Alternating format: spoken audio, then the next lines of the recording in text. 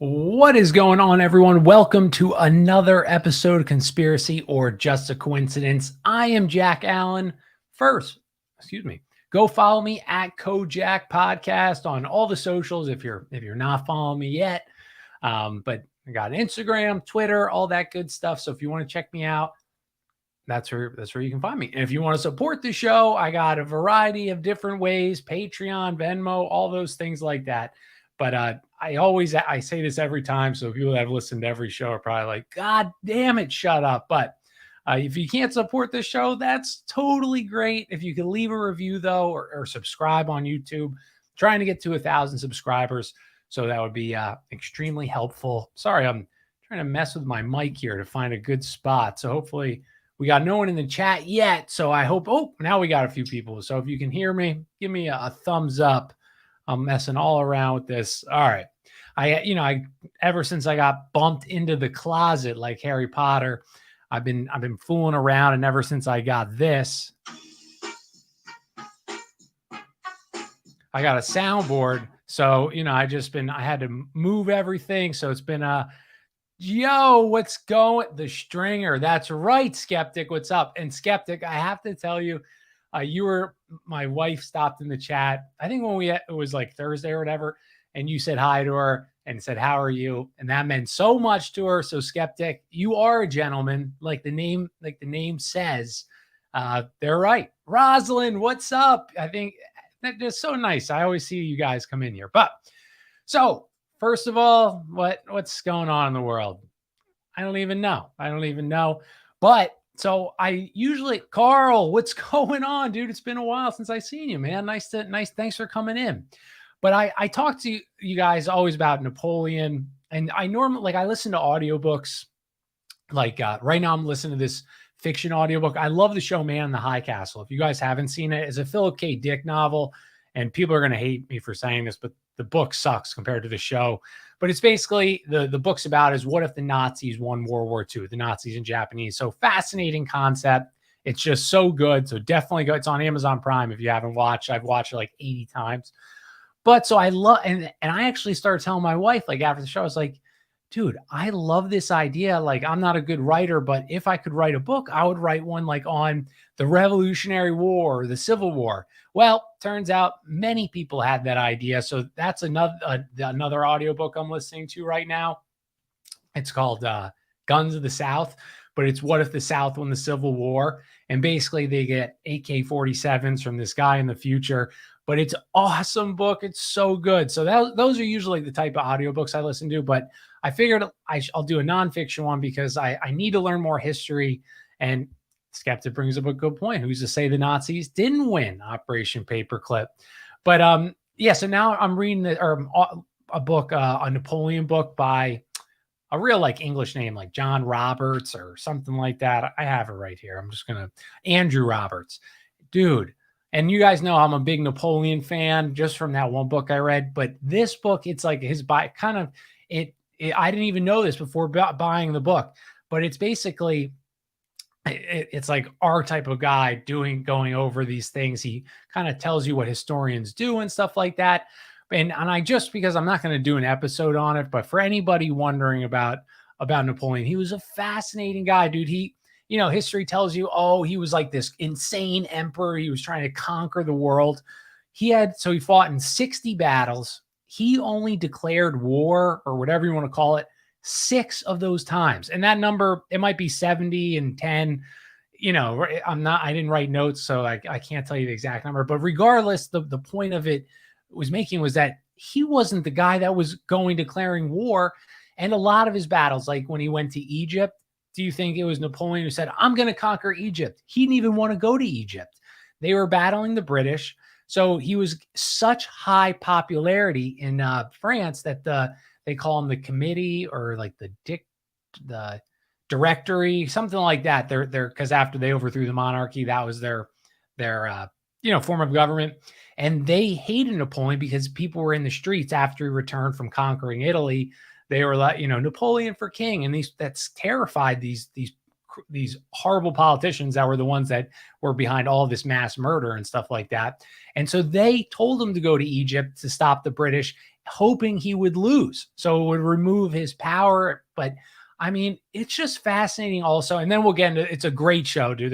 This episode and the next one are gonna be the best parts of the book, in my opinion. But last few things about Napoleon is all these guys back then, like I have a box of Jack Allen's family. And so one of my ancestors was an officer in the Civil War on the North, though. But regardless, William Wallace, he was named, or like Scott, whatever. But William Wallace, so he wrote like a poem on his deathbed, like, and it's hard to read because it's in that beautiful cursive and everything like that. But that was Napoleon. The way he got famous, or like kind of big before his battles, was he wrote like an anonymous 17-page short story. And this short story was about this great soldier who was madly in love with this woman. He would write her all the time, and she commits adultery against him while he's on the battlefield, like with his friend who he sent to go watch over her. And so he finds out eventually, and on the battlefield, he dies, but he forgives the woman. And that's how Napoleon like really bumped his popularity, was this short story. And so not many general, could you imagine that general that's like the woke general, like, I'm going to find out why white supremacy is in the army. Could you, Millie, I think his name is, could you imagine him being this artistic, beautiful person? Napoleon, I mean, granted, he stole the Italian art, but he loved the Italian art. He said, this is actually better for Europe because now it's an easier, more accessible place in the would-be Louvre. But just a fascinating guy. He would write his wife, this is last Napoleon story, but it's a good one. So he like loves this one girl. She doesn't work out. So he finds this other girl, Josephine. Now, Josephine, she is like the top girl among the noble class. So she's smoking hot. Everybody talks about her body and all these things. Only issue with Josephine is she has all black teeth. And they say this is because she was chewing, her father owned a sugar cane plantation. She was chewing on sugar cane all the time, whether it was that or just, but she had black teeth. So that was the only bad part about Josephine. But Napoleon was in love with this girl. He would write her like sexting, before sexting. He would write her every day, sometimes twice a day on the battlefield, like saying, Josephine, please come visit me. I can't wait to kiss you on your head, and then your lips, and then your breasts, and then lower, like crazy stuff. He's writing her. He's in love with this woman, loves her. He keeps writing her poems and everything. She would write him back once a month, if that. And Skeptic brought it up. She was a freak. And that was what I already forgot to mention. So Josephine, why she was so famous among the men was she would, and these are all through letters. So this isn't like someone just talking about it. So Napoleon's first wife, Josephine, and it might be her only wife. I haven't finished the book yet, so you might know more how it ends. But Josephine was famous because she did this move in bed called the zigzag. And Josephine said it drove men crazy, the zigzag. What the zigzag is, she wouldn't share her secrets. So we can only speculate what Josephine was doing. But clearly, she was wonderful in bed. Maybe that's why Napoleon liked her so much. I don't know. But I'm so dehydrated. And then Brian says, RIP South Philly Wawa. You're right. Are you saying that because the Phillies are in the World Series? And then last thing, this was weird. So there's a few things that, that have made me a little iffy on Napoleon. He removed internal taxes. He banned usury. At the time before he took power, their paper money was worth 1% of its original value. 1%. What is our dollar worth these days? So weird. Like 2% of its original dollar. So maybe we have a Napoleon in the works. So that I all like. The only things I didn't like was Napoleon was not a Christian. He was a intellectualist. He thought he understood the power of religion, but he was not a Christian. So that's my one concern about him. And my other concern, so was this. This was a fascinating thing. So Mustache Man, right? Germany, blah, blah, blah. My cat just made like a big breath. He's Austrian, right? He wasn't born in Germany, which is a little weird. Napoleon is not French. What? And we can see how they morphed Napoleon into like a precursor to Hitler. He was Parisian, which is an island. It was controlled by Italy for a while. It was controlled by France for a while. They were very nationalistic, the Parisians. That's where the Parisian mafia comes from, who are huge heroin dealers. So I found that interesting. That Corisco. What did I say, Brian? Corisco. Thank you, Brian, for correcting me. Corisco. But yeah, so he was not even French, and it's just weird. Like, so those two things concern me a little bit. He wasn't a Freemason. He did speak at a Freemasonry groups, which we're going to get into tonight about French Freemasonry, and that's going to add a little bit of power to, that's going to remove a little bit of that concern. Brian, thank you for correcting me, by the way. That is embarrassing, but this is what happens when I listen to the book and don't see it. So yeah, so I just found that weird that he wasn't born in France, but becomes the French king, just like Hitler does as well. So what is it? Are they writing a story? You see where I'm going with that. And I think that was all and he also, our generals are such vaginas, dude, for the most part. They don't lead their men into battle. They're not on the front lines. Napoleon would travel with his men everywhere. He would give them these rousing speeches. He loved history, avid reader of Caesar and Alexander the Great and all this stuff. And he mimicked these leaders, but that's what he would do to get his men pumped. He'd say, do you understand how we remember Caesar? This is how they will remember us if we are doing this for France. And just an amazing guy, dude, like so brave. He had no support because these people that were running the government, they were terrified that Napoleon is getting more and more power, and they wanted to bring him down. So that's all I wanted to say real quick. And I'm going to be adding little Napoleon facts. Oh, Brian says it is Corisca. Okay. Oh, he called him a Corisco bro. All right. Phew, Brian. I was like almost extremely embarrassed. People are going to be like, well, shit, Jack doesn't know shit about Napoleon. But all right. So it is Corisca. But yeah. Okay. So now I know I keep adding stuff. My God.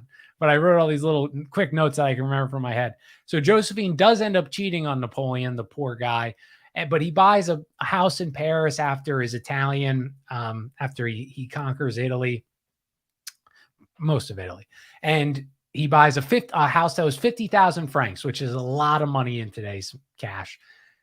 Josephine, the bitch who wouldn't even visit him, who lied to him about being pregnant. She wouldn't come visit him. He wanted her to come visit in Italy. He conquered a castle and he wanted her to come spend some time with him. He said, please, Josephine, please, please. She said, I'm pregnant. I can't come. She lied. She wasn't pregnant. So that's the kind of, some women, dude, she should have been thrilled. She was with somebody who has gone down in history now negatively, but at the time was loved. So those are my quick Napoleon. It's an amazing book. You guys should go check it out if you want.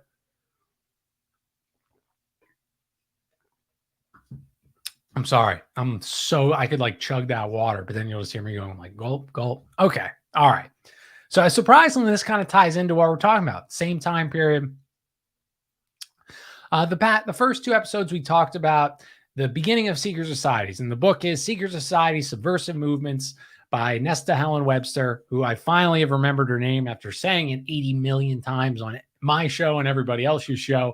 But she talked about how Kabbalah, all these Muslim secret societies. But the point of go check out the last two if you want to learn about these secret societies that you probably haven't heard of. We talked about how the Templars were actually an evil group. They were committing sacrifices. They were this Gnostic religion at the top, probably like this 1% of the group. So not just like the Freemasons of today, or not really anymore, but of the 20th, 19th century, all these stuff. We talked about that, how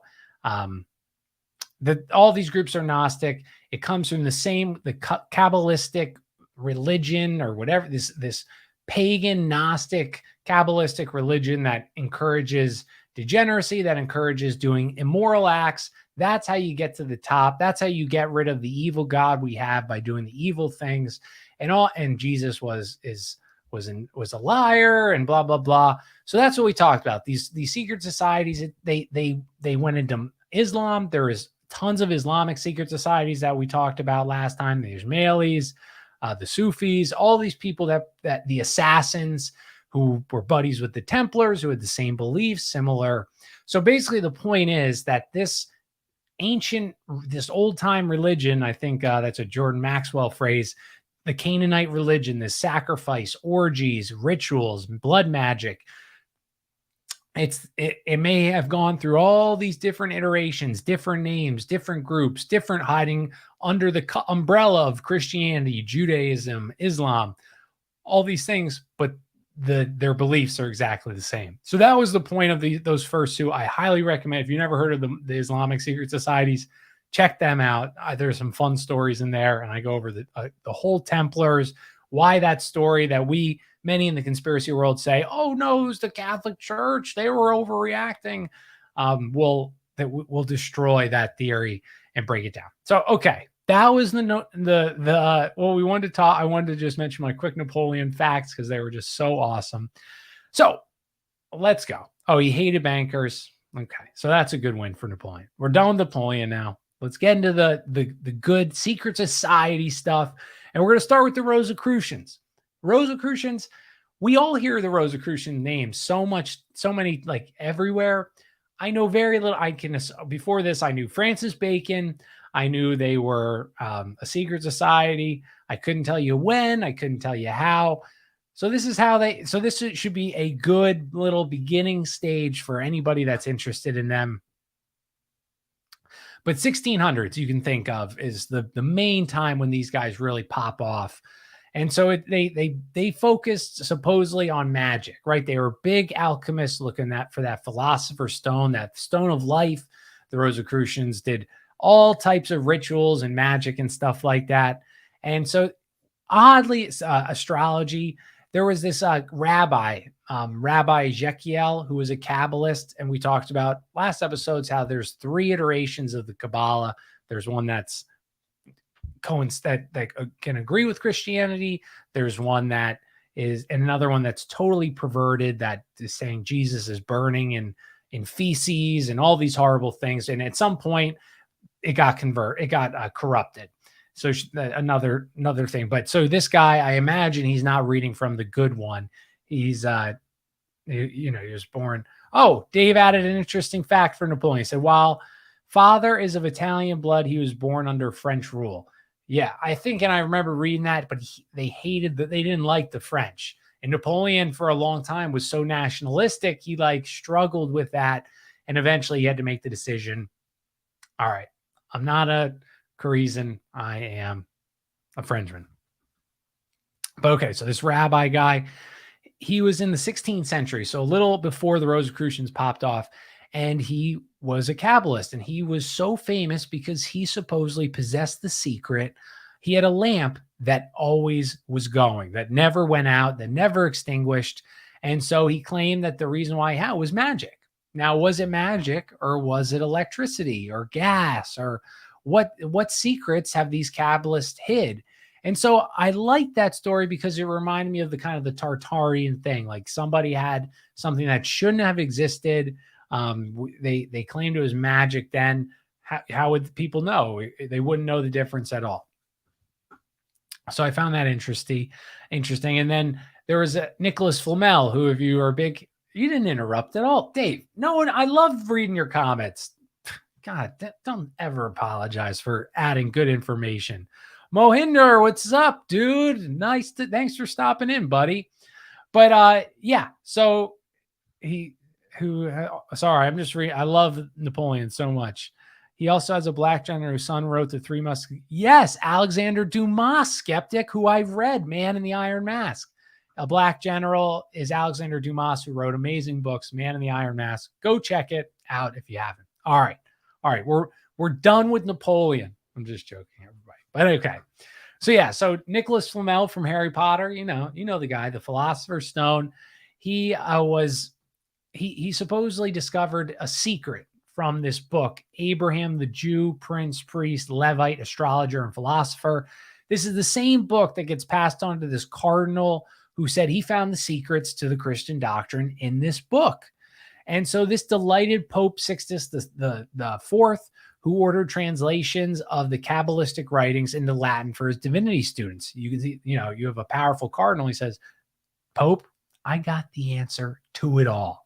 So he gets all these, the Kabbalah switched into Latin. Which version? I'm not quite sure. But then in 1509, there was this Jewish guy who converted to Christianity, and he told Emperor Maximilian the First to burn all the secret books, all these esoteric books, all these Gnostic books, including the Zephyr, including the Talmud, including the Zohar, everything except the Old Testament. He said these are evil books. They are going to corrupt your society. They are not good, and they were full of he said they were full of blasphemies against Christ. Like, stop this. You have the power to stop this. And the Duke of Bavaria, he urged the Pope to reconsider. And then there is this Duke, this guy, the Duke of Bavaria, he's a big defender of not getting rid of these books. He gets promoted, of course, to a professor at Ingolstadt University. And now I could be wrong. Someone maybe in the chat could correct me. Ingolstadt University is also, I believe, where Adam Weishaupt was a professor. Let's see, Ingolstadt University. I'm pretty sure he was. I can't find it. If somebody can find it, I'm pretty sure Illuminati or Weishaupt was also at that college. And so this Duke, he says how he writes a reply saying, no, the Kabbalah is not about anything like this. You have it wrong. It's actually all about messianology. And so him defending the Duke of Bavaria, this powerful guy, it caused a craze for Kabbalism among the Christian peoples, warriors, statesmen, Christian thinkers, and Kabbalah continued to spread in the 17th century and was regarded as ancient wisdom. This after Vlad the Impaler. Vlad the Impaler. Jeremy, this episode's right. This is definitely, Vlad the Impaler was 15th century, it looks like. So just so you know, that's another good guy. Got to read up more on. So it spread in the 17th century. So what does all of this have to do with the Rosicrucians? What does this have to do? Well, this promoter of the Kabbalah, this Duke of Bavaria, who caused the craze of the Kabbalistic frenzy among the Christians of Europe, well, he was a Rosicrucian.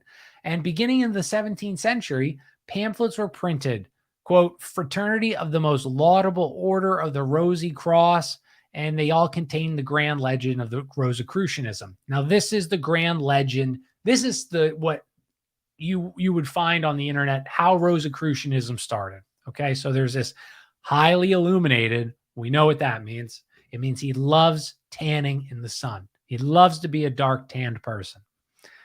I'm smiling. Okay, so CR, Christian Rosenkreutz. Okay, so his name is Rosicrucian, essentially.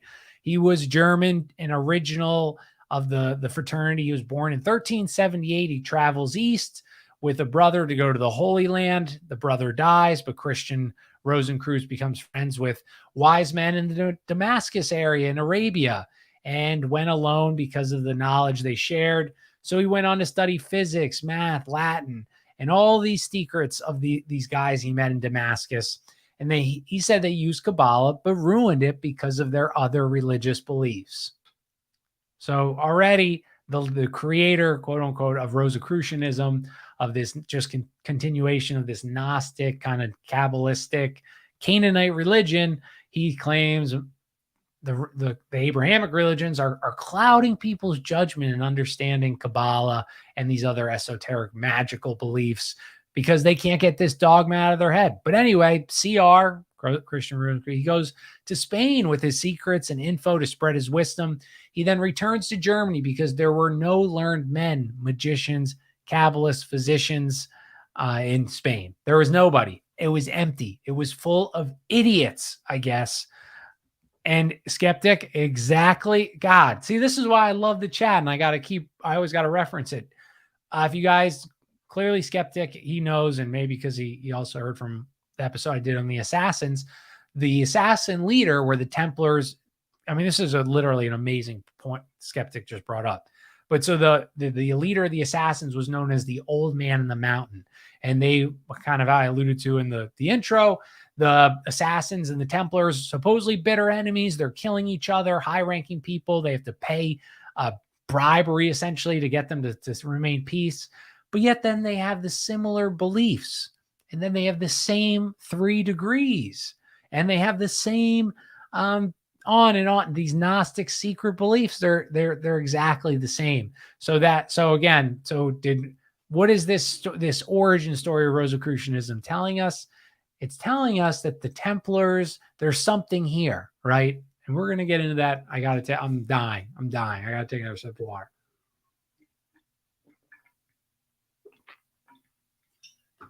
All right. I'm sorry. Now we're ready. Yeah, I love my little soundboard here. I don't know how to do anything except for these like 12 buttons that I have I can hit. Let's see. Oh, I got drums too. Okay. All right. Now let's get back. So Christian Rosicrucians, he gets 5 bros together. He says, yo, let's form a fraternity of the Rosy Cross. And they say, but that's your name. And he says, I'm the boss, dude. But rules. He says, what are the rules, everybody, of Rosicrucianism? None should profess nothing other than to cure the sick. That's all they wanted to do. Yes, it was a super oath-taking secret society. Yes, but they were it was all the secrets of how to cure the sick. And they said that they should also wear like a certain habit.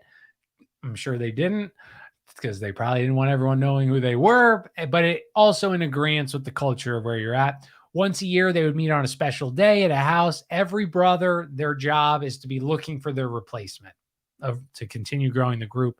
And supposedly this group from Christian Rosenkreutz remained secret for 100 years. And supposedly he dies in 1484.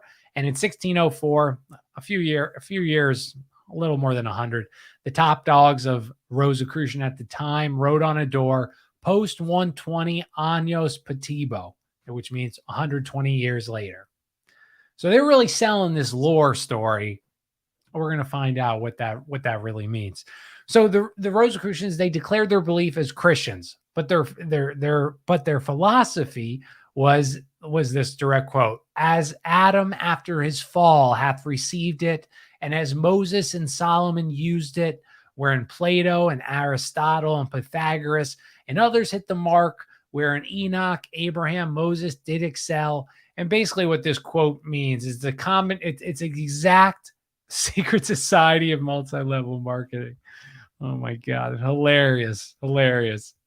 That's literally it. Find your replacement. Dude, that's an awesome joke. And multi-level marketing, everyone's a pyramid scheme. Like you get $100 for every person you sign on. That's effing hilarious, Skeptic. That's it. Rosicrucianism was a multi-level marketing scheme. Oh my God. But so basically the point I'm making is their philosophy was exactly the same as the Templars, was exactly the same as the Assassins, was exactly the same as the Freemasons and these Kabbalists, the Essenes, a lot of the Muslim secret societies. They're the simple thing that this wisdom that is hidden was shared from Adam and spread down to us, and the rest of the populace is not able to handle it. It's just too much info. So again, I've said this every episode we've done this. They're all the same. They're just different names. And just like many of the last legends here, CR, Rosencreutz, never probably existed. So what was the origin of this group then, the Rosicrucians? Well, rose most likely doesn't mean rose flower. That's on their album, but rather the word rose means dew, D-E-W. This is the most powerful solvent of gold, while crux, not a horcrux, crux equals the cross, the chemical hieroglyphic of light. So how we talked about earlier, Rosicrucians are big into alchemy, big into finding that philosopher's stone, big into trying to turn lead into gold or whatever. So you can see why this was their name. They're big into alchemy. That's what they named it after. And another big wig. Also another guy, Mirabeau, who I see his name pop up everywhere on Freemasonry. Mirabeau, though, he was a Freemason and an Illuminatus. He claimed that Rosicrucianism was named after the Templar Red Cross, which the society was perpetuating. So that was anybody that's in Freemasonry and in the Illuminati, and they say Rosicrucianism is actually just a continuation of the Templar Knights, which would kind of make sense because of the timing, 100 years here or so, but very close to each other. So I like that idea the best. And another big wig said that the Templars in France were banned, so they restarted with the Rosicrucians. So most likely the Rosicrucians, the Templars, were shut down 1308 by Prince or King Philip. We went over that ad nauseum. Go listen to the other episode if you want to hear why he was right in doing that. But so they had to come up with a new name. What'd they come with? Well, they had red crosses on their shield. They became the Rosicrucians, Rosicroix, and they just made up a lore story of what happened.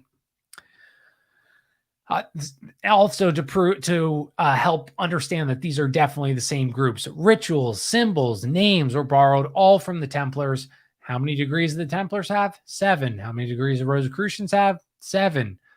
Their aim was the investigation of the forces of nature, meaning nature worship. Who also did nature worship? The Templars. So they believe Adam was the first Rosicrucian member. Well, you got a good first member, but mainly the same beliefs. Christ is a false prophet. Satan is our actual God.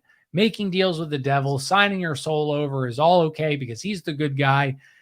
Sacrificing children, poisonous powders, dancing with friends in orgies. Dude, skeptic. Did you should have seen if you were watching, my face was like this after I read your comment.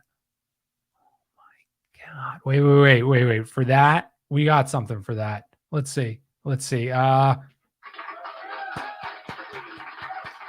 Hey, what's up, love? Thanks for stopping. But skeptic, that was very nice of you. Get back to work. Lives at work, and she's saving lives and learning about the Rosicrucians, even though she hears it from me, give her little facts. But skeptic brought up a great point. Now you got me wondering about the Red Cross and Red Crescent organizations. Dude. And I'm reading a book right now that's going to be the next show about the pirates and how they were actually Knights Templars, like Columbus. He had red cross, white things. Interesting. And we know the Red Cross, if you guys didn't know, it started during the Bolshevik Revolution or immediately after it. This lady, her dad was a millionaire guy. He gave her the start money. They sent 32 people to help the starving Bolsheviks they just overthrew their government because they had no freedom. Little did they know 60 million people would be murdered for getting that freedom. So I guess which one were they really free under? But the Red Cross went there. 32 people went on the original mission to help food and doctors and nurses. Well, of the 32, 3 were doctors. What were the other 29? Oh, lawyers. Oh, that's what you need for a humanitarian mission. You need lawyers. I'm starving. I have a big injury. Are you a lawyer? Are you a doctor? No, I'm a lawyer. Even better. I have even more pressing question for you. You see, so that's a scam too. So great. Thanks for saying hello. Red Cross was instrumental in passing intelligence between countries. Absolutely. During the World Wars, manufacturing reality, 195,000%. The Red Cross is promoted in the construction world via large construction companies. Interesting. I saw something else too, how like the Red Cross, I think it's something like 10%, if that, actually goes to the causes you're donating. Don't ever donate to them. Their like board is pulling in like $500K a year salaries. It's despicable. It's disgusting. They should be ashamed of them. How they even advertise anymore or like promote themselves as a humanitarian organization is beyond me. Okay, so yeah, the Rosicrucians, they're big into poisons and making these potions. And black magic in the 17th century was all over Europe. It's documented all over. So is it really hard to believe that this black magic was being orchestrated at a high level secret society? In 1666, Sabati and Frankists, I think that's when Zabati and Zevi was born.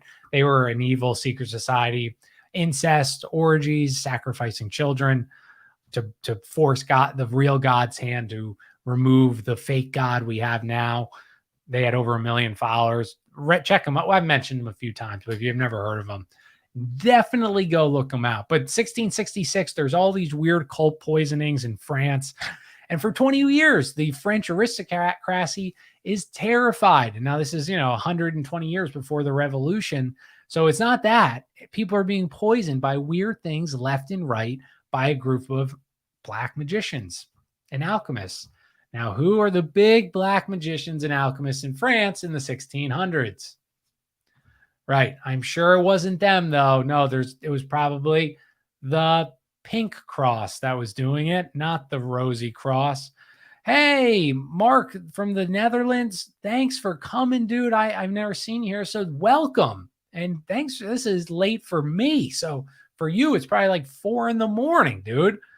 But yeah, okay. We're almost done with this Rosicrucian is all going to tie into everything we're talking about. So we're just setting up this story. This is really going to be a good episode.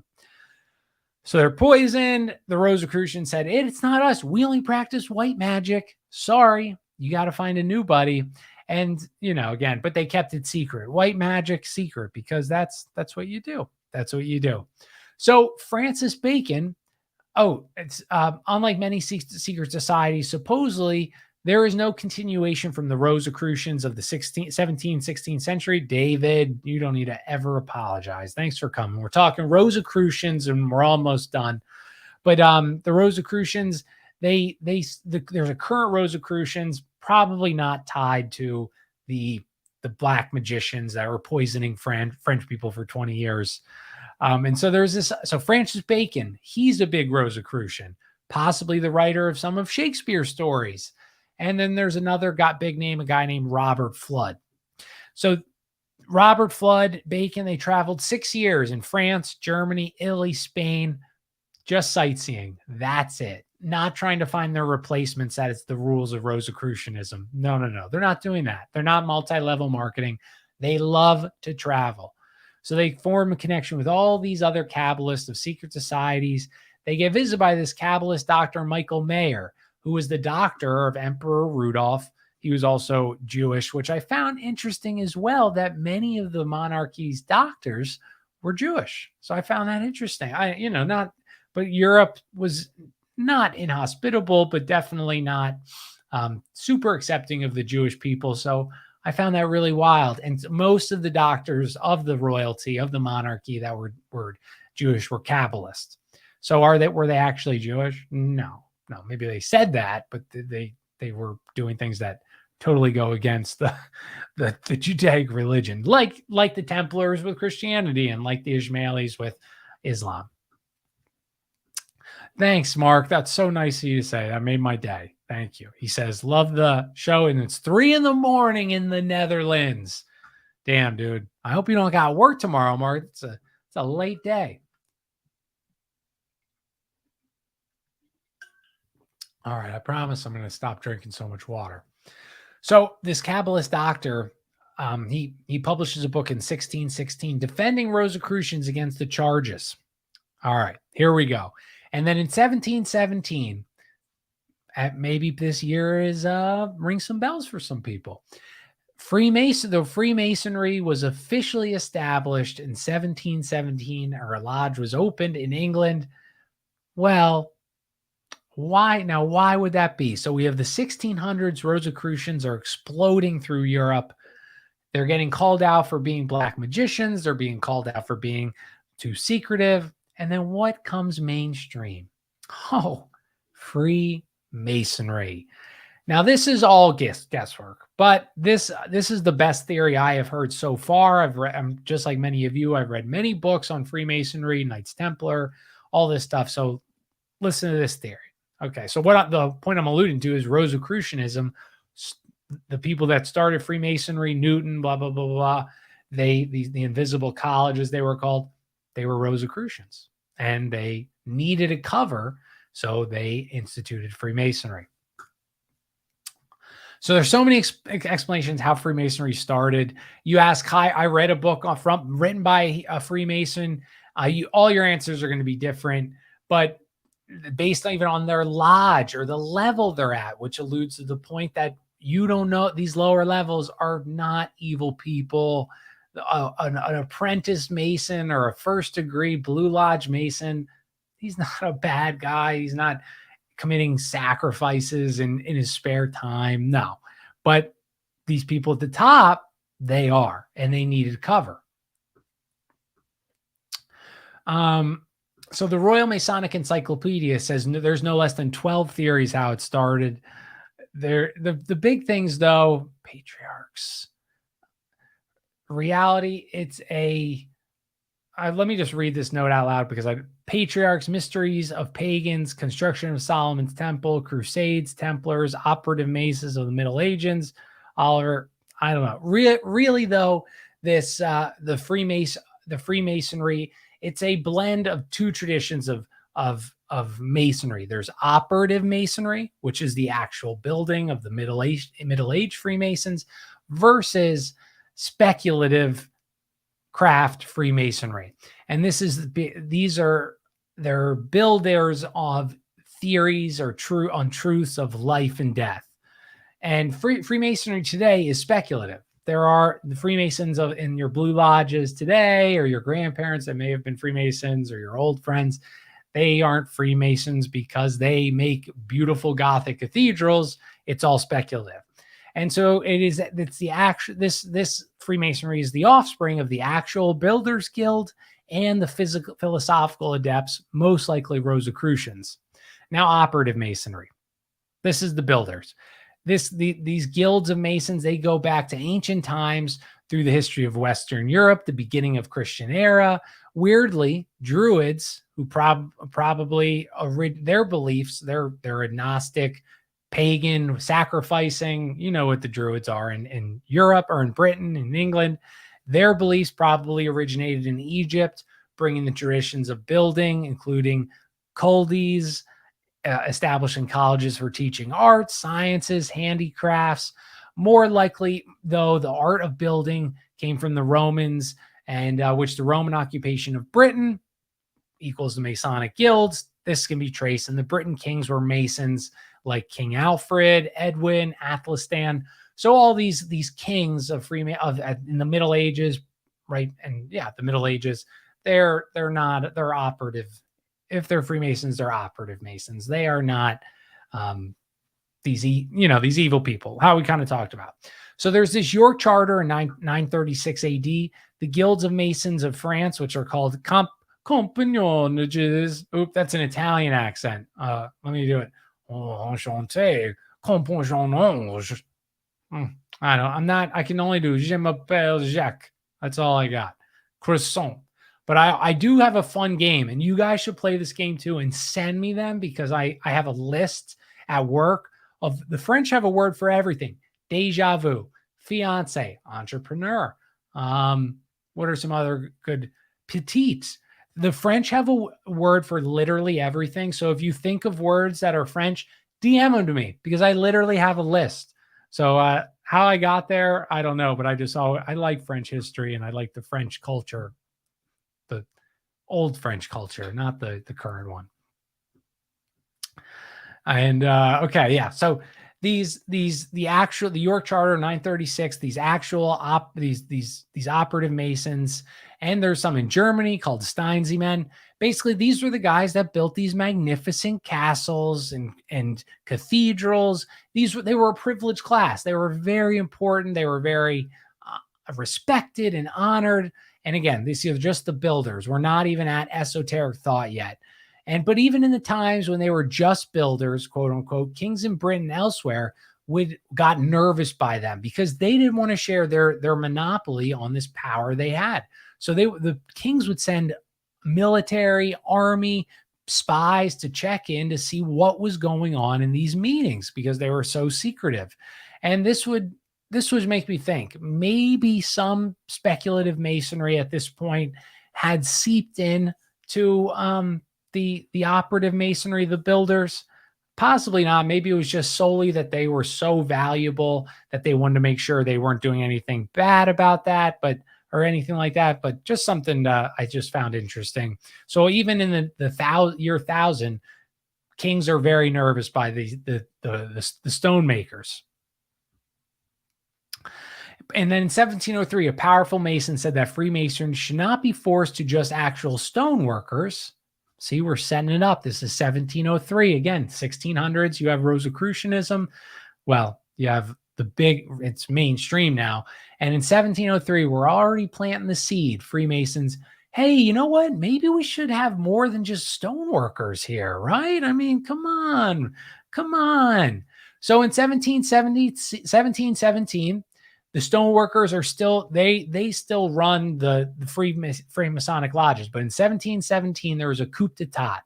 And essentially the Grand Lodge that was founded and speculative masonry officially took hold, taking over the operative masons. At this point in 1717, which was started by the Invisible College, like I said, which were all Rosicrucians. We can look up, Invisible College, UK. So you got just science thinkers, just think science thinkers.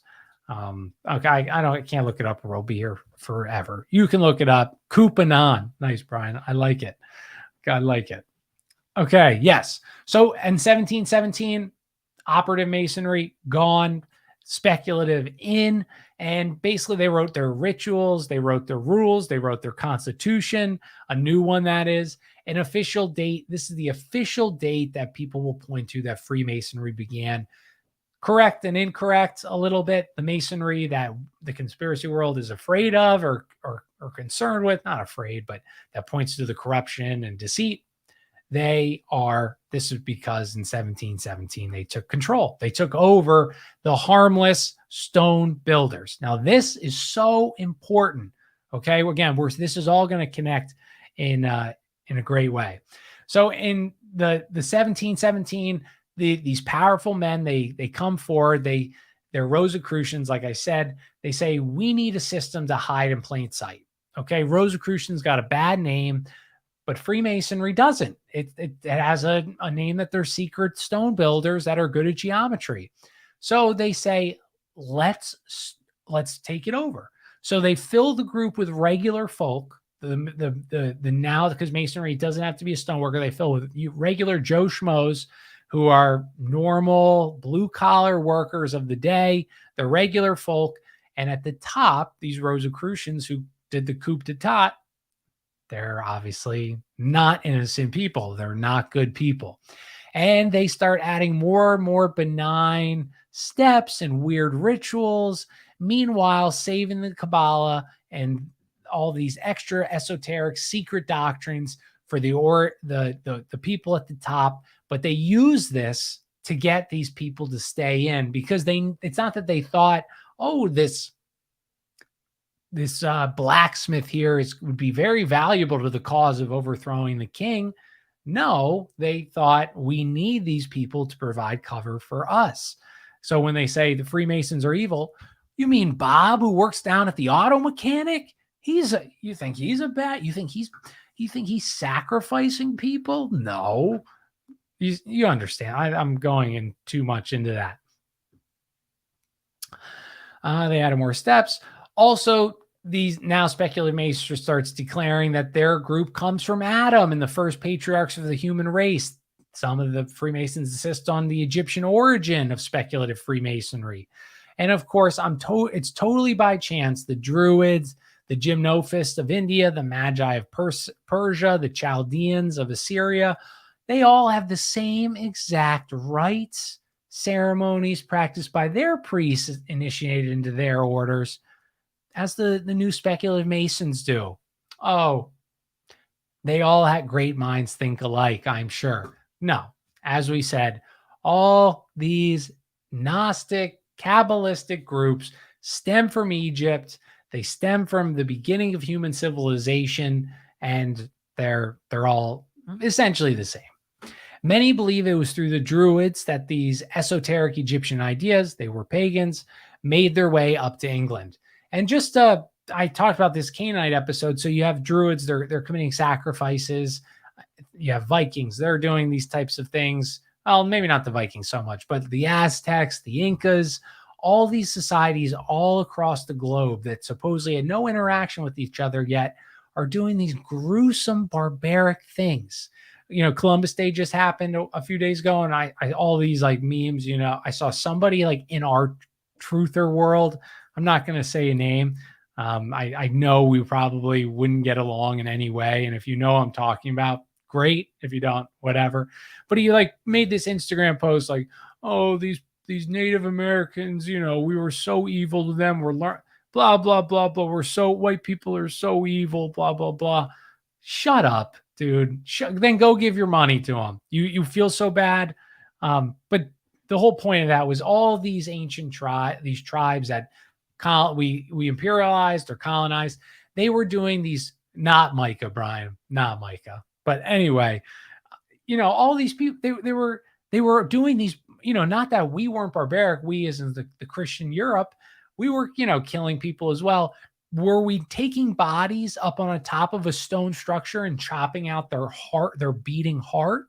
Were we scalping them and selling the scalps? I mean, eventually the Europeans in America were scalping because they were scalping, but this is such an ignorant, asinine belief to think that these perfectly peaceful people got ruined by the white Europeans. Dude, they literally were bringing children to the top of a stone structure and ripping out their beating heart and eating it. I mean, come on, dude. Oh, we got sexfind.pro in the goddamn. We got to block this user. Quit putting degenerate trash in our chat, you lame-o. Okay. So we're all different levels of knowledge here, but speculative masonry is built on the legend of Solomon's Temple and Hiram Abiff. And so if you heard this story, it's very quick, but Hiram Abiff, the widow's son, and I wonder if Skeptic, if he remembers the guy, Abdullah Muhammad, he ran a secret society. I think the Ismailis in a Muslim Islamic secret society. He was also known as the widow's son, or the son of the widow. So I found that interesting that Hiram Abiff, a Freemasonic lore, is also in a Muslim secret society, the widow's son. And I think someone else might have mentioned something about a widow. Oh no, that was Skeptic with the old man in the mountain. But yes, so so this Hiram Abiff, he's a master builder, King Hiram of Tyre.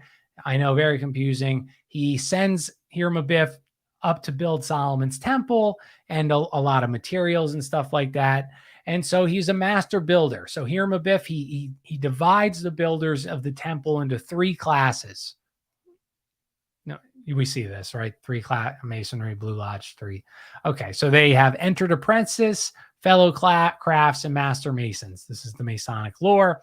Each group having a different passwords and grips paid at different rates. We see the connections here. The last group was only Hiram Abiff, King Solomon, and King Hiram of Tyre. They were the top 3 dogs. And before completion, Hiram Abiff, he's built this beautiful, magnificent temple. Everyone's amazed. They don't know how he did it. 15 of his second level people, they come up to him. The widows, thank you, Manufacturing Reality. I bring that up. Oh my God, dude, I have that in the next line, but we'll just say now, the widow's son is also tied to the Horus mythology. And we're going to get right into that. But so these 15 of the second level guys of Hiram Abiff building Solomon's Temple, they corner him as he's about to finish. And they say, tell us your secrets or else. And Hiram Abiff says, no, I won't. I will not share the secret knowledge. So 12 said, all right, whoa, we love this guy. We don't want to kill him. But 3 did not. And 3 carried out and killed Hiram with 3 blows to the head delivered in turn. They buried his body in Mount Moriah in Jerusalem. Solomon had them exhume the body, the murder, the exhumation, the raising of Hiram. This forms the climax of craft masonry. And the murder of Hiram Abiff is foreshadowed in many cultures. Egyptians, just like Manufacturing Reality just said, Egyptian legend, the murder of Osiris, it's the quest of the body of Isis. It's these same. So again, we're going to say this over and over again. These secret societies believe the same exact thing. They change the name. They may change a few small details. They're the same beliefs. Gravy. I hope Gravy's house was around hurricane in Florida, everybody. So he's doing well. But thanks for stopping by, Gravy. Okay. All right. Okay, they kill him, blah, blah, blah, blah, blah. Oh, so Freemasonry, though, the story, which is Judaic in its beginnings, comes from an even older culture. And now here's 3 unworthy craftsmen were at the JFK assassination. Ooh, elaborate, Scaldensa, and then I'll read it once you elaborate, because you've had my interest, now you have my curiosity. What does they say in that movie? But so where did Hiram Abiff's story come from?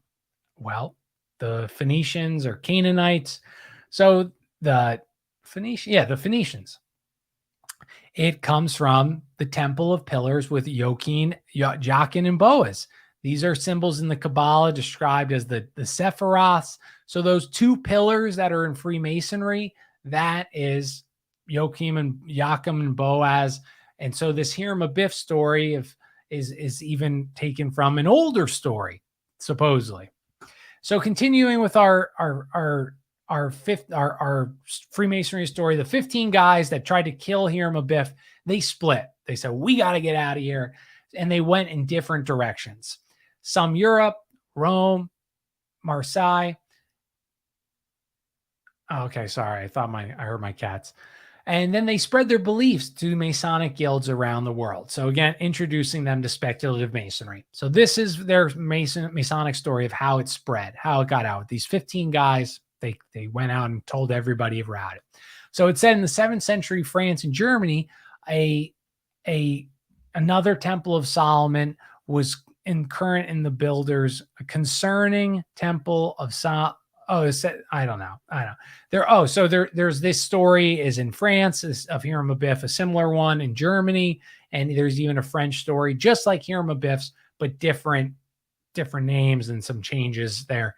Killing of the King ritual. Skeptic, did you? I don't know. I don't think we follow each other on Twitter, but did you know this? I don't know if anybody knew this. JFK, C.S. Lewis, somebody else, all died on the same day. Isn't that fascinating? Like there's something there. Oh, was it Huxley? Yeah, it was Brave New World. Aldous Huxley, C.S. Lewis, and JFK all died on the same exact day. So, there's something ritualistic there. You have, Brave New World, obviously dystopian future. The Lion, Witch, and the Wardrobe, which I just read all those. They're amazing. C.S. Lewis is an amazing Christian man. Love him. And then also JFK. Yes, Aldous Huxley. You guys got it. Carl, you guys rock. I mean, you could do this. You guys could do this. So easy. Okay. So it's spread throughout the world. There's a French story. So speculative Masonry is largely founded on the Kabbalah, like we mentioned in previous episodes. And there's been 3 Kabbals of throughout our history. We taught secret tradition of the patriarchs to the Egyptians, a Jewish version of this tradition, which is totally compatible with Christianity. It is not an evil thing. It is not saying Jesus is burning in feces, that he's a liar. And then the perverted Kabbalah with the magic, barbaric superstitions, the anti-Jesus stuff. This is the Kabbalah that these secret societies do. Skeldensa says the 3 tramps arrested by Dallas police, which were most likely Charles Harrison, Charles Rogers, and Chauncey Holt, all had mob and CIA ties. Interesting. Very interesting. And so, guys, think about that. Oh, sorry, man. I didn't mean you specifically, Manufacturing Reality.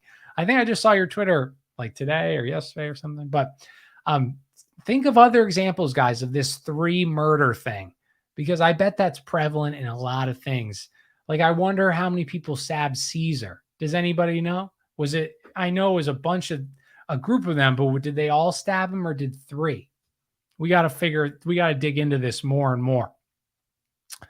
Okay, so we talked about Freemasonry lore. We talked about Rosicrucianism.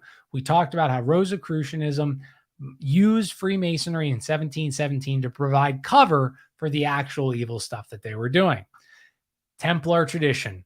We're tying this all together, ladies and gents. So here we go.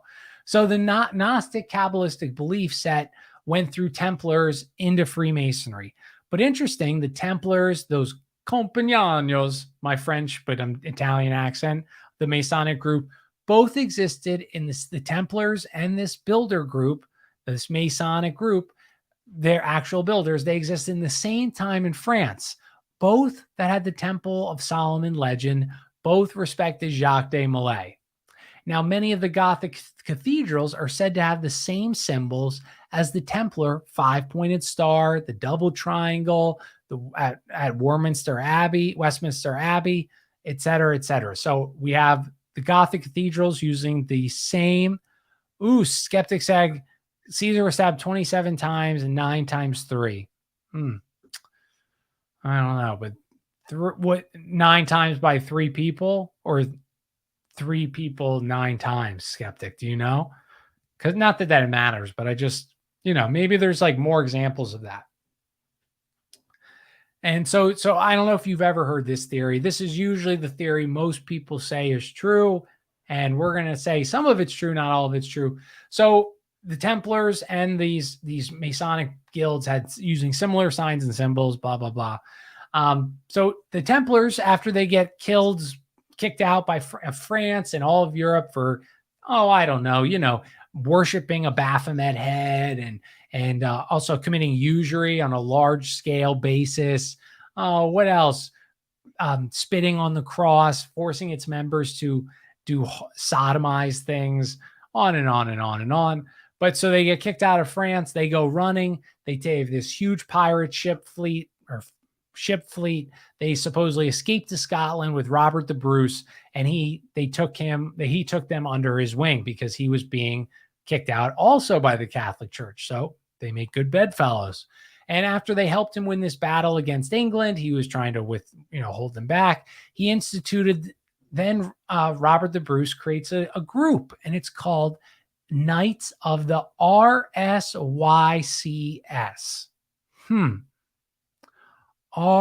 Robert the Bruce, after these random people sail in to help him win a war that was thought to be unwinnable, that actually had the British retreating because they were so afraid of whoever showed up.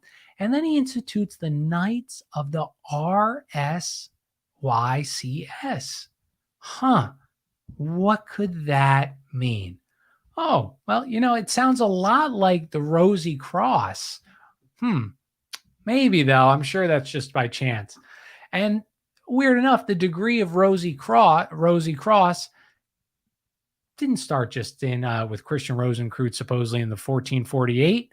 It was there was a degree in the Templars of Rosy Croix in 1188. This is further showing influence of Templar influence in craft masonry, speculative masonry, and it's a system, degrees, and initiations. And we talked about this last episode, but the assassins had the exact same 3 degrees, same names of their things, obviously different language that the Templars had. And then the Masons also have the exact same 3 degrees. And Masons also defend Templars as unjust prosecution due to old world thinking, due to like the Catholic Church. So we destroyed that theory yesterday or last episode. Please go check it out if you didn't.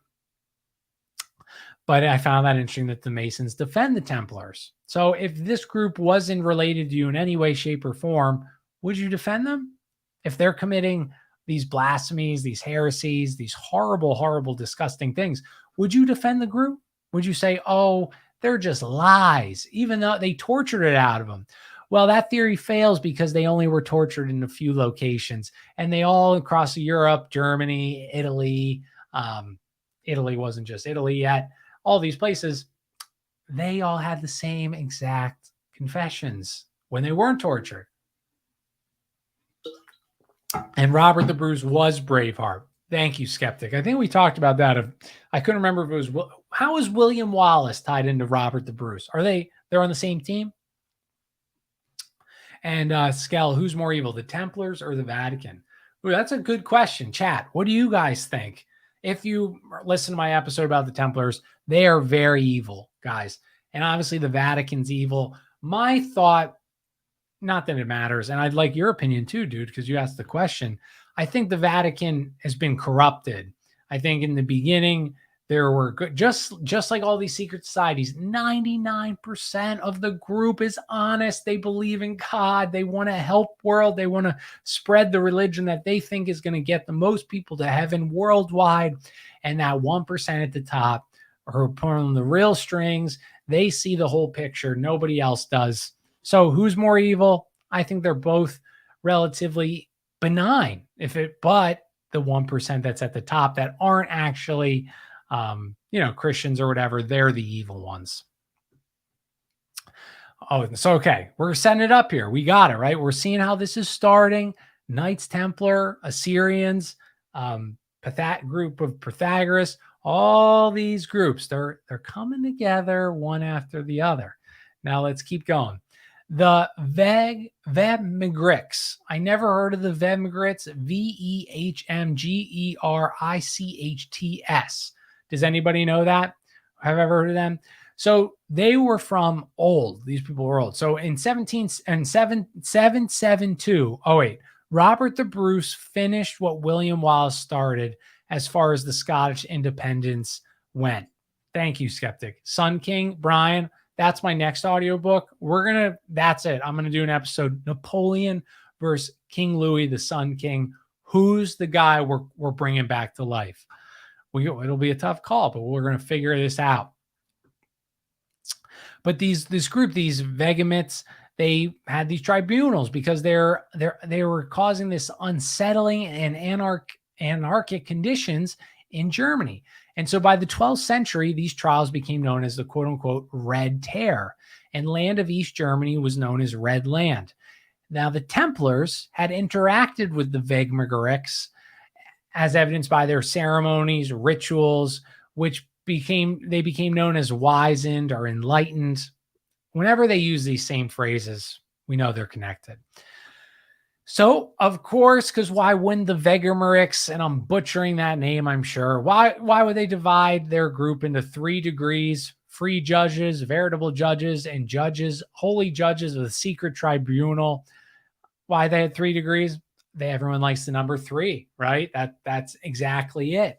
Candidates would be led blindfolded before they would the dread tribunal at the end, bound by oaths not to reveal the secrets of their group. They must denounce anyone, including family, sons, daughters, wives. Then, after you denounced your family and said you would sell them up the river to be a part of this secret group, then they told you the secret handshake and the secret password. It's so worth it. Do it. I mean, dude, who doesn't want to see your boy out in the street? You throw up some quick secret society handshake. I mean, so what? You lost your wife and kids. You got to do a badass handshake on the street. And of course, as all secret societies that have nothing to hide, that aren't doing anything bad. No. Sure, we have oaths where we're going to rip out your tongue. Sure, we have oaths that we will hang you by your feet until you die. That's the Mvments belief, or for spreading their secrets. But no, I'm sure they're just helping the poor. They're very serious about they're worried about being canceled in 772. And so both these groups, the Mvments, they clearly they had a similar source. The Knights Templars, members of the secret tribunal of the Mvments. What are they called? Oh, they're known as the Rosicrucians. Oh, So before the Rosicrucians even existed, you had this Mvment groups calling themselves the Rosicrucians, and the Templars had a degree or a level called the Rosicrucians. And then that Christian Rosicrucians, it was just so weird. He had that name, so he named his secret society after that. It had nothing to do with the Templars, 300 years, 400 years before that, had that same exact thing, same exact degree. And as we said, the Rosy Cross degree was brought to Europe by the Templars. Thus, the Rosicrucians, I think, and unless you guys in the chat would disagree with me, when you could present some evidence, I'd love to hear it. The Rosicrucians were the Knights Templar were the precursor of the Rosicrucians. They get stomped. They've spread out. Rosicrucianism is created. And yeah, okay. So the origin, the Rosicrucian origin, precursors of Freemasonry, Francis Bacon, and the Rosicrucians again they're the precursor to the real Freemasonry we know as this evil group. This is apparent that he is this Gnostic Kabbalist because he writes this book called New Atlantis, where Madame Blavatsky of Theosophy, all these secret societies want to return us to the golden age that is Atlantis. And in that golden age, things were great. You had a dick and a vagina, you had boobs and a penis. I mean, whatever you wanted, you had it. You think of Baphomet, that's what we had. I want to get back there. I want to have everything. I want to have double D's, a male reproductive organ, and a female reproductive organ. I want them all. I want it all. But so it's just funny. So Francis Bacon wrote this book about New Atlantis, of course. He references the wise men of Society of Solomon's House. Oh, what could he possibly mean by that? Nobody knows, right? Totally. Who knows what that means? Bacon was not the creator of the Rosicrucians, though, but he was an inheritor of the ideas that both Freemasonry and Rosicrucianism were founded. So no, Bacon didn't create it, but they did use his story, his book, New Atlantis, and the Rosicrucians wrote their own book, essentially plagiarizing, probably with Bacon's approval, his work. And the Rosicrucians, they did not create Freemasonry, but it was another offshoot, sharing earlier ideas, these secret connections. They use the same square temple. They use the 7 steps. They have the 2 pillars. They have the 5-pointed stars. They use the square and compass, the triangle. So again, Rosicrucians have nothing to do with building. Why is a square and compass part of their symbols? Right? What does that mean? It means, again, if they're using the same symbols, they have the same degrees, they have the same rituals. If it looks like a pig, you know. And so most likely the Freemasons, they borrowed some of the Rosicrucian symbols and systems, and they adapted them to their own purpose. And in England, we find men who are members of both societies. Robert Flood, who we mentioned earlier, Rosicrucian and Freemason. He was a central figure in Rosicrucian literature. He was an intellectual giant, and he divided his society into degrees. It is suggested that Flood brought the signs and symbols over to Freemasonry, but leaving out the magical side of the Rosicrucianism that he practiced. So he's kind of they need this group of men to provide cover for them. The Grand Lodge era. So the Rosicrucians, they fought against the Pope, whereas the Jesuits used the same exact tactics as the Rosicrucians, but for the opposite purpose. We always talk about, people are, I think it's Sam Tripoli's line, like, it was the Jesuits or whatever. And I don't know if he still says that, but he used to say that. And Sam is he seems like a very nice man. I'm not making fun of him or anything. But the Jesuits, they had very occult, ritualistic things. Is 99% of them good people? And it was just these top 1% that were these pagan, Gnostic Kabbalists? Possibly. Most likely.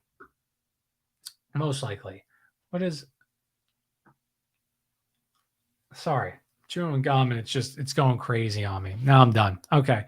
We also use Freemason phrases in everyday life. If you ask someone, oh, on the level or on the square, those are Freemason phrases. Yeah. Great point, Skeptic. Yes. So again, this is a powerful group, as we know. They've seeped into everything. So Flood, he leaves out the magical side. The Jesuits, they're fighting for the Pope, whereas Rosicrucians are fighting against the Pope. So the Prince of Hesse, he was the guy that got the Rothschilds their wealth. He was the one that was selling Hessian shoulders to King George, I believe King George, to fight the Americans, the Revolutionary War. And Meyer Amschel Rothschild, he actually was like second. He had a guy that he worked for that was handling Prince of Hesse, the Hessians' funds. He dies or something. And this is how the Rothschilds solidify their wealth at the time before they did this. Where are they from? Not Hamburg, they're from Germany. Where are they from, guys? Where is the Rothschilds from? Frankfurt, right? Frankfurt. In Frankfurt, they were 8th of the bottom 10 of wealthiest people in their little banking ghetto that they had. So Prince of Hesse, he's said in 1714, the Jesuits profited by internal troubles of the reign of Charles I to possess themselves of symbols, allegories, carpets of the Rosicrucian Masons, who were the only ancient order of Templars secretly perpetuated.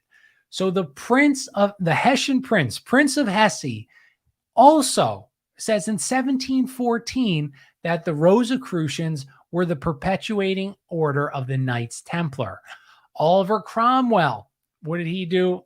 I believe he overthrew the monarchy. Did he not, everybody? Correct me if I'm wrong. I know some of you guys know more history. I've only learned history in like 4 years here. But I believe Oliver Cromwell is behind overthrowing the monarchy, getting the Bank of England charter, all this stuff like that. But he was a high initiate of Masonic mysteries. He used the system to elevate his power. And this Freemason power was utilized by its different leaders of different times for different reasons. But the Prince of Hesse was most likely an Illuminati member. That shouldn't be too surprising. So keep this in mind. The Jacobites of 1688 fled to France from England. And when ousted with James II, they took Freemasonry with them from England. This is 1688, using their signs and symbols to promote the cause of the Stuarts. So I talked about how the Freemasons have been behind every revolution. They hate the monarchy. They hate the church. Incorrect. And I was wrong with saying that. Freemasonry in the beginning was pro-monarchy. They supported the king. They were Christians. But in 1717 was when stuff really changed, because they got infiltrated, and they're going to get infiltrated again very soon too. And that might be that's probably next episode in 1776, after they start getting infiltrated again. He was an Illuminati member. In 1716, when 4 lodges of London Freemasonry, and this is the coup d'etat, how they changed the rules, how we said in 1717. But in 1716, the 4 lodges meet, and on St. John the Baptist Day, now why is that important? Well, funny you ask. All of the Gnostic Templars, these other groups, they believe Jesus is a lie. The real Messiah, is John. So there's even a book of St. John that talks about how he's the real Messiah. And there's way more. That's a whole episode in itself. But I just found that interesting that the day that the evil Freemasonry officially took place was on St. John the Baptist Day. Totally by chance, though. Totally by chance. And when the Grand Master was finally elected, these 4 lodges, they combined and formed the first Grand Lodge of Freemasonry. This transition also led to a decrease of the blue-collar, middle-class Freemasons that were joining for fraternity and brotherhood, and it switched to these upper class, these nobles, these very rich, powerful people. And so, you can see, again, this is why 1717, And Skeptic brought up, wasn't the Templars relics supposed to have John the Baptist? So according to this book, the head that the Templars made their people, the top dogs, worship was like this hairy, like think of like a monkey or like a gorilla type hair body, but it was kind of the precursor, again, according to Nesta, it was a precursor of Baphomet. So I don't know if you may have heard that somewhere else. And again, no one really knows, right? So, but I've heard the similar thing like that, Skeptic. So what caused this necessity for this Grand Lodge in 17th, this constitution of the new Freemasonry, these rituals that were very specific, very odd? What was the point of that? Well, they saw that Freemasonry was being used to cause chaos. And supposedly this grand new lodge was going to bring it back to the brotherhood form, move away from this political perversion. And so in Prince of Hesse said in 1717, reforming was purifying England of all political tendencies. They even added moral law to the constitution of the Freemasons. This is what it said in the Constitution of Freemasonry. Just to, Winnipeg man, thank you. Thank you. Winnebago, man says, and Baphomet, some say, represents John the Baptist. Fascinating, Winnebago. Very interesting. Just thinking about that. This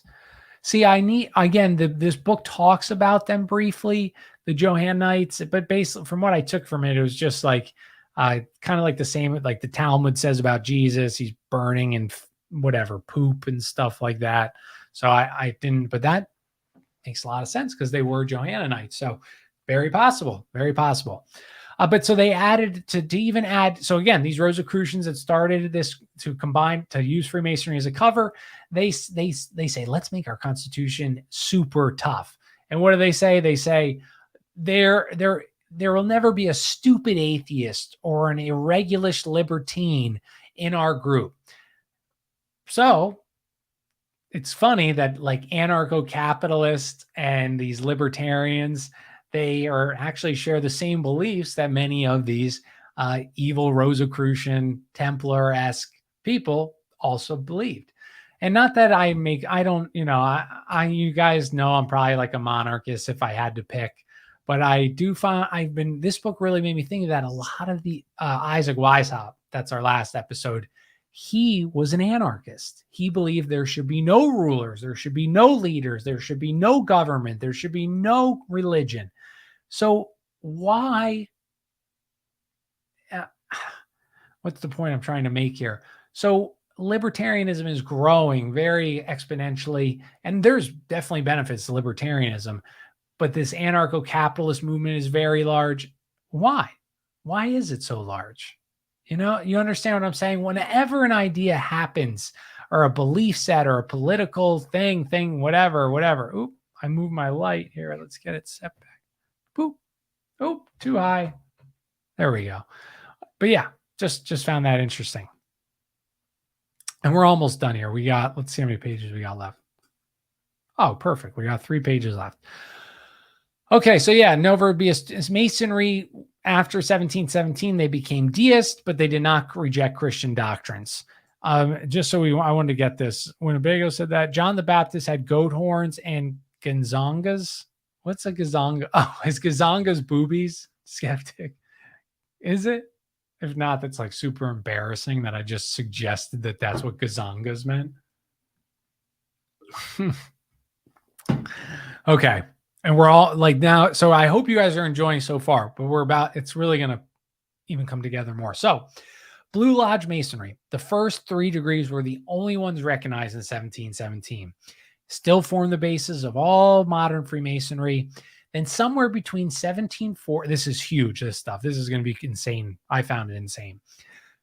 Between 1740 and 43, there was a new degree, the Royal Arch, and the first series of upper degrees, now known as Scottish Rite, were added. So 20, 30 years. Oh, okay. So skeptic, yes, gazongas are boobies.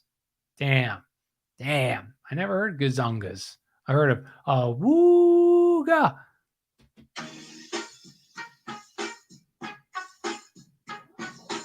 I wonder if that'll get me kicked off YouTube, because clearly that's Dr. Dre's beat. Maybe you're allowed to do it for. All right, we're back. We're back. So yeah, so 43. Wow, that's a long one. So 43, they add these Scottish Rite degrees, and this is where the cover is now being kind of pushed away. They don't need. They've established Freemasons are regular folk, but and we're adding new degrees for what reason? Oh, just to learn, just to have more degrees, just to have more degrees. So this happened, and that it was then in 40 to 43 that the Masonry split into opposing camps. You had these camps of the ancients, the Scottish Rite type of people, these evil people, and the moderns, people that just wanted a fraternity and brotherhood. In 1813, they officially received allowed to be joined English Freemasonry. The Scottish Rite Freemasonry is officially accepted. So it took 70 years to do that.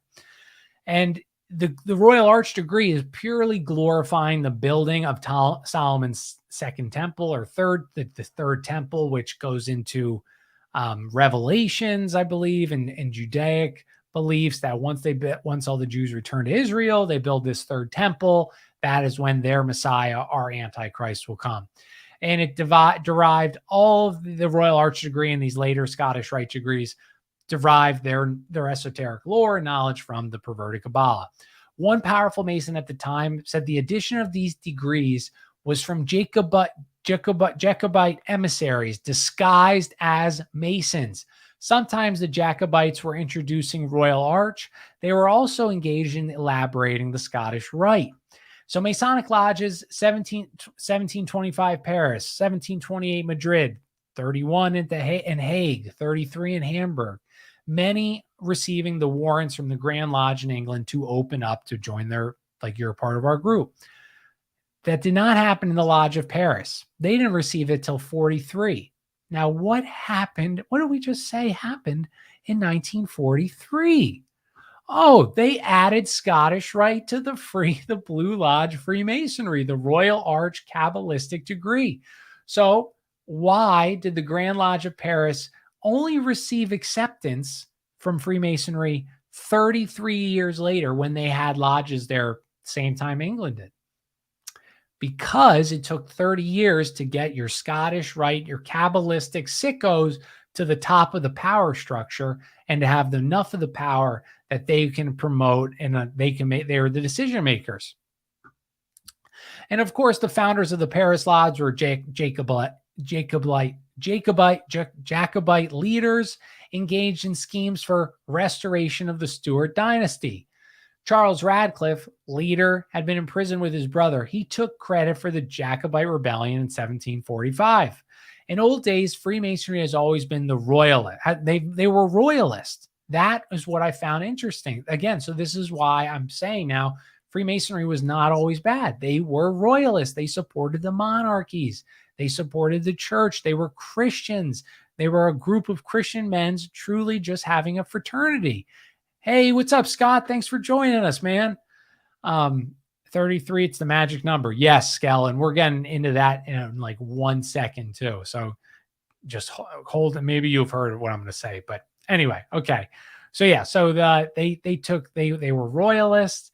They true liegemen of the king until the 1741 to 43, when the Scottish Rite officially took over the Blue Lodges.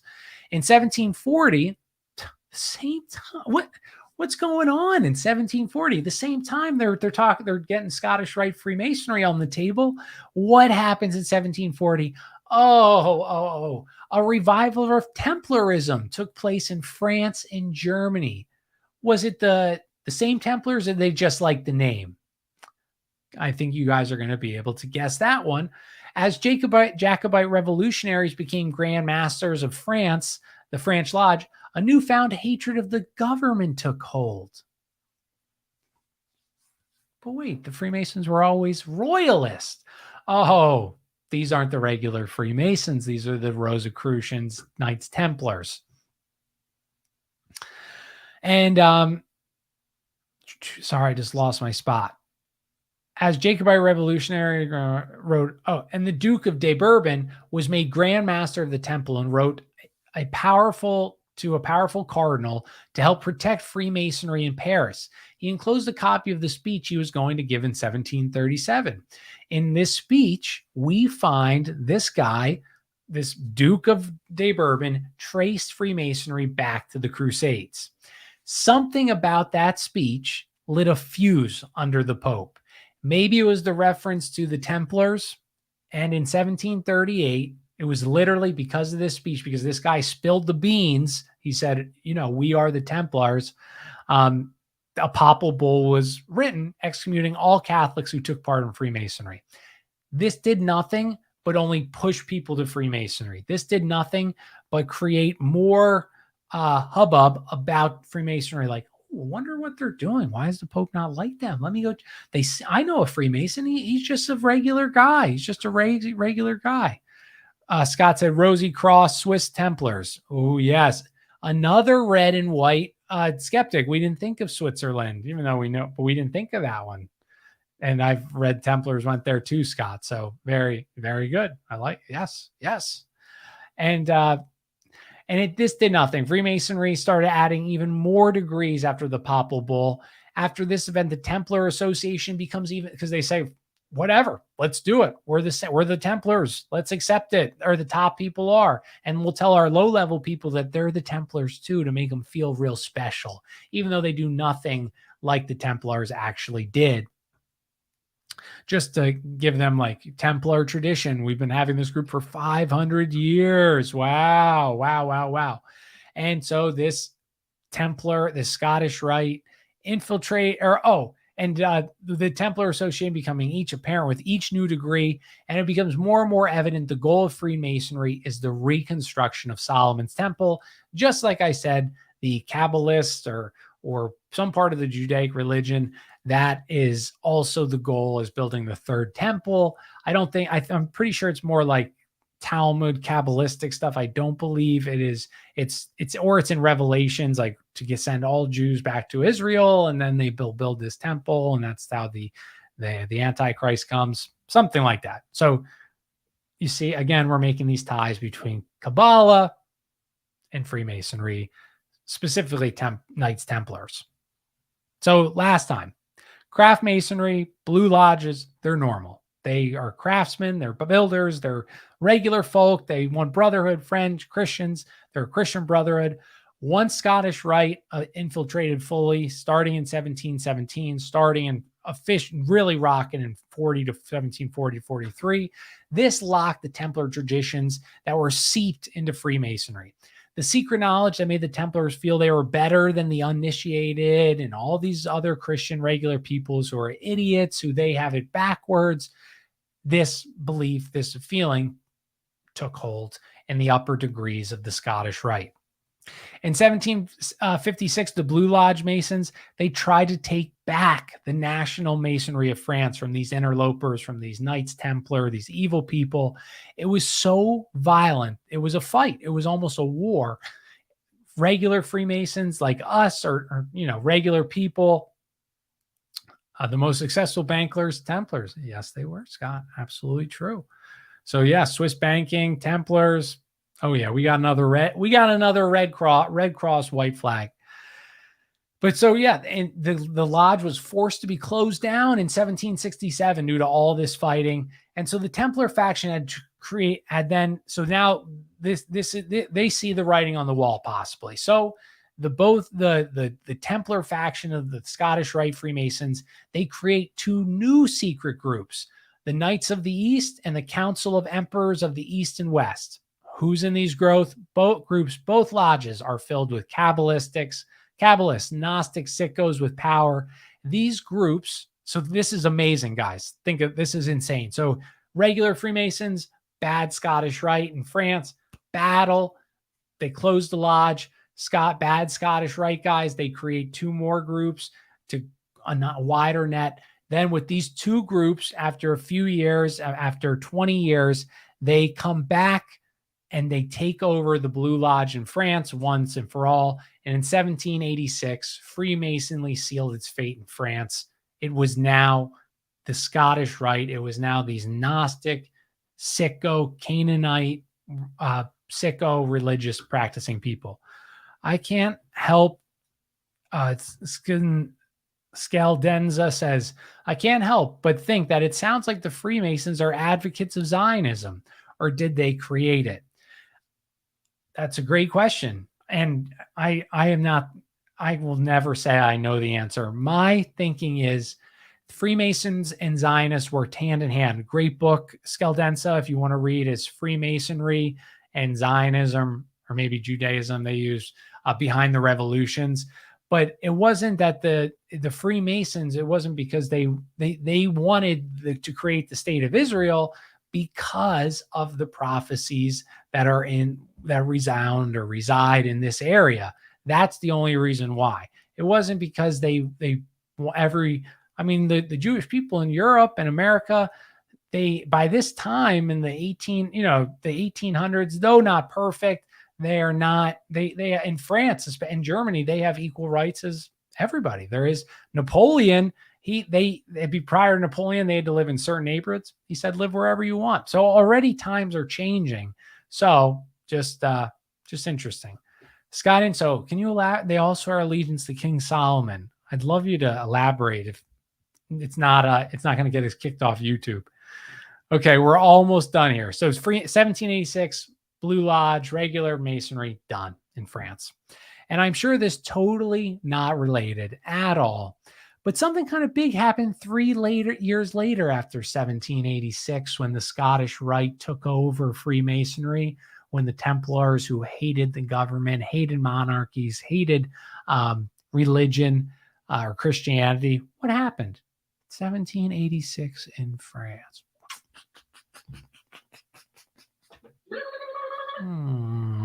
What? Oh, that's right. The French Revolution, where people were digging up bodies in the graveyard, having necrophiliacs, huge orgies, burning or boiling women and children in butter. Now, does that sound like a revolution to you, or does that sound like a massacre of a ritualistic killing? So totally by chance, after Scottish Rite takes over Freemasonry 3 years later, we have the overthrow of the monarchy. Right. Okay. All right. German Templarism. Let's see. We had two. This is like a good part too. All right.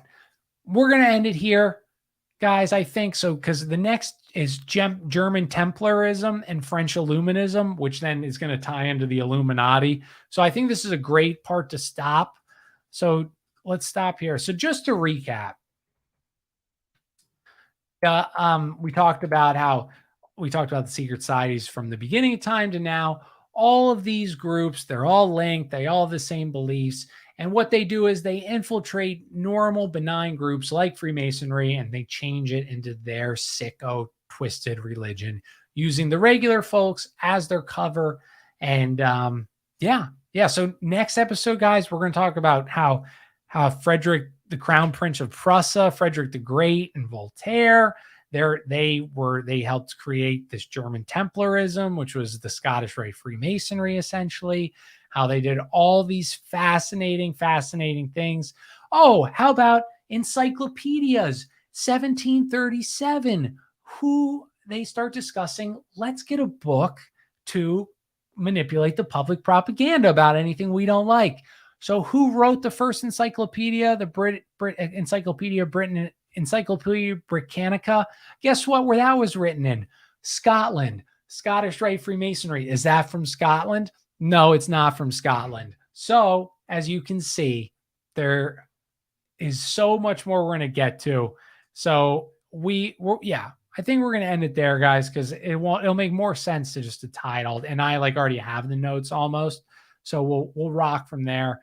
I hope you guys enjoyed the show. I'm loving this series. I hope you guys enjoyed the show. We had 25 people watching tonight, so I hope I didn't let my boys down. Winnebago, thanks, dude. Thank you I'm glad, and I enjoy your quest to find this reality of fraud. And I just want to say this. I don't know all the answers, guys. Some skeptic, I can tell he's a very good brain. many others in the chat, Skell and Winnebago and Scott, you guys, Brian, you guys have different brains than mine. I can just read, and the good thing is I read so much that I try to balance these ideas and see what makes more sense to me. But I don't have all the answers. And if anybody's telling you they do, run, because they don't. We don't know. All I can tell or know for a fact is these evil groups out there, they still exist today. Freemasonry is probably kind of dead. There's a new group I'm sure that we don't know about, whether that's the just being in Hollywood, whether it is what it is, whatever it may be. There is something still running these sick, Kabbalistic, Gnostic, Canaanite religion, and their goal is to bring it back. Their goal is to bring the temple for the third time to help bring back this golden age of androgynous beings where we live by our carnal desires. Again, all the secret societies from episode 1 and 2, that's all at the final step. They said basically, no God, do what feels good. That's how you live a good life.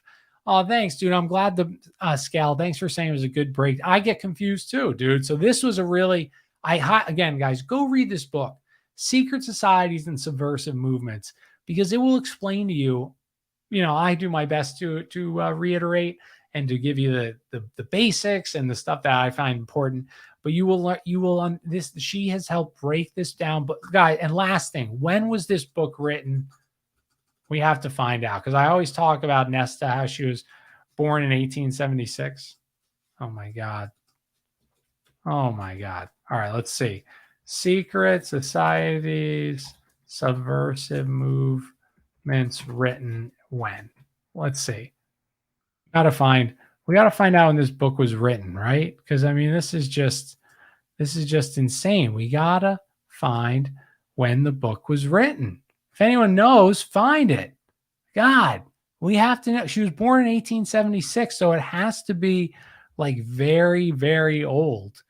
But all right, I'll find out that info for the next one, because we got to find out when it was written. Publication date? Nope. All right, whatever. All right, guys. So yeah, I'm Jack Allen from Conspiracy or Just a Coincidence at Kojak Podcast. At Conspiracy, Kojak. If you want to support the show, I have a Patreon. I have a Venmo. Leave a review or these comments. Thanks so many. DDX, thank you for coming. Skeptic, Rosalind, all the normal squad that's here. Carl, Skell, I think you're kind of new here, Skell. I don't remember seeing you. Please come back. I'm going to finish this book. I think the book was written in the 30s. I've been saying the 20s, Skell. So I believe that sounds about right. So guys, at that time, very little, she wasn't getting canceled, right? But yeah, so I'm going to finish this up on Wednesday. Maybe I'll do a guest tomorrow. Maybe I'm trying to get Tony or we'll see. We'll see. Well, maybe my boy Odd Man. So definitely Wednesday, possibly tomorrow, probably tomorrow. I'll be bored. So tomorrow at 8:30, unless I see otherwise, but we'll finish this book 4 of 4, talk French Illuminism, German Templarism, and the Illuminati. And that was it. Hey, MacMan, you're missing. I'm about to sign off, but everyone said they enjoyed it, MacMan. You can find all about the Rosicrucians and all this stuff. Enjoy it. But we'll see. I'll see you guys tomorrow then. God bless. I love you. Take care. And I'm Jack Allen, everybody. Be happy. Stay optimistic. We're going to get through this and win. Peace.